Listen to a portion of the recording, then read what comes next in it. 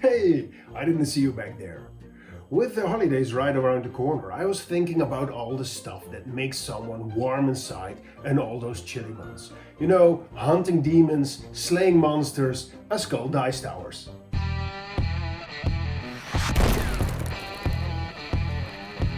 One of my friends from my Dungeons and Dragons group had this great skull dice tower for a while now, and it's 3D printed, it has a great design, but it was grey and a bit boring. And he also is planning to make a new character with some drug addiction problems, and he wanted this skull to look old in a foresty area with some mushrooms to get a link to his new character, and he asked me, well, Stefan, can you do something like this? Say no more.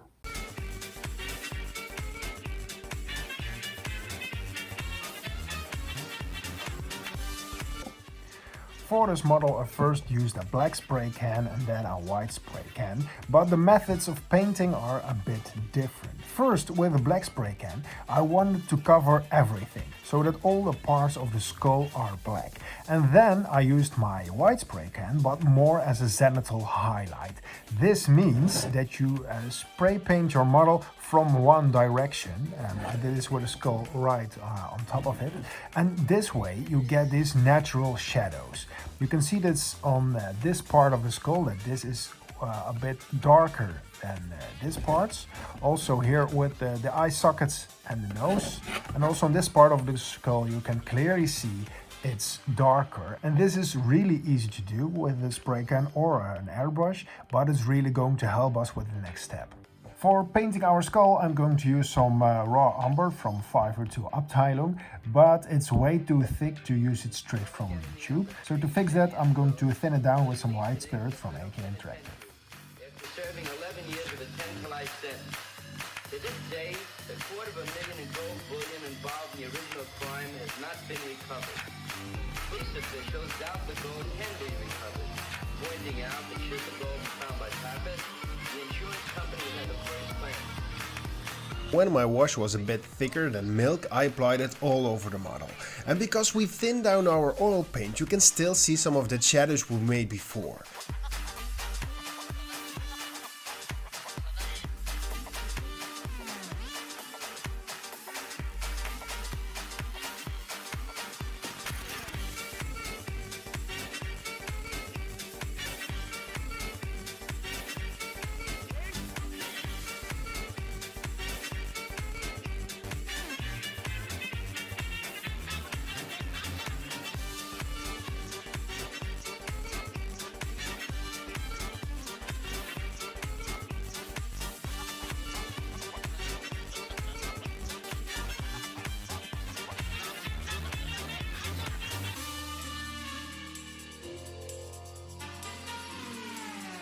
The cracks in the skull were not dark enough for my taste, so I painted them again with some watered down dark brown.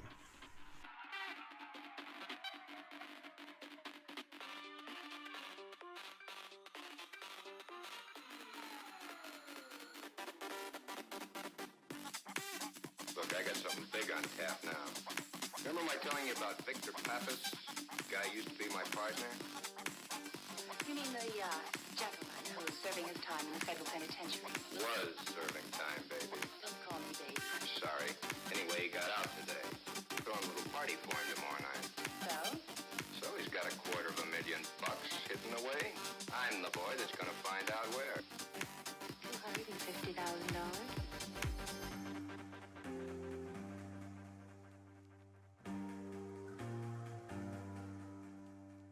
For the forest ground, I'm choosing a very dark brown color to simulate this wet and damp environment.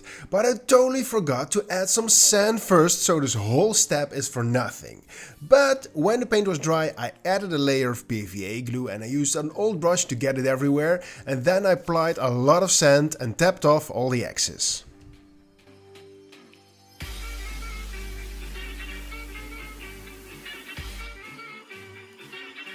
I left the sand drying overnight and then I painted it again with a dark brown color.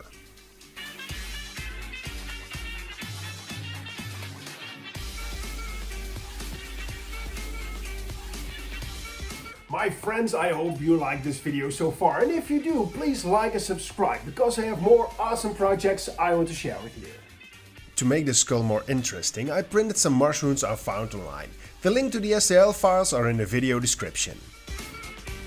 I went online to do some research about these mushrooms and I found these amazing bright yellow ones. And to get the same effect on my models, I first added a layer of white primer and then I added a coat of the brownish yellow paint I had in my collection that was still very bright but not over the top, and covered the whole thing with it.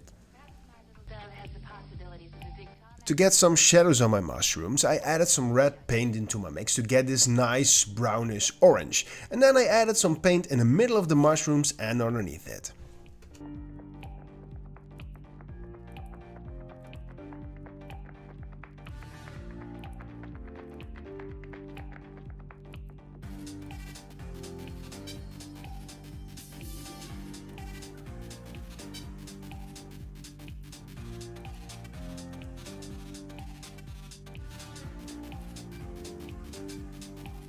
The really fun part from this project was to add all the vegetation. At first I wanted to add some static grass, but that would have been a very bad idea, because all the grass I have is a few mil long, and this skull is a bit smaller than a real skull, so this tiny grass would look awful. Then I added some patches of glue on the model and then I just used a lot of different kinds of flock and sand with different colors.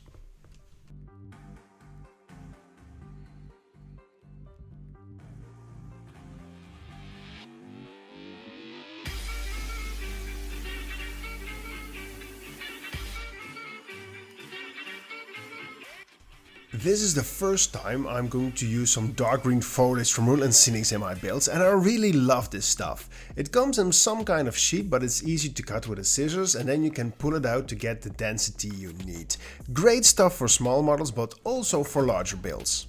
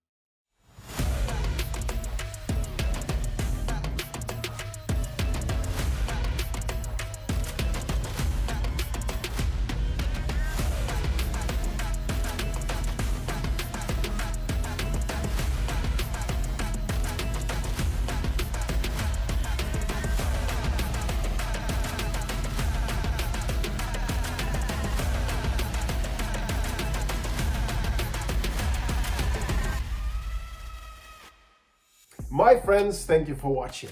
And if you want to see more cool builds you can use for Dungeons and Dragons or Warhammer, I suggest you watch this video where I built some Lord of the Rings inspired burial mounds, or maybe this video is more interesting for you. See you next time.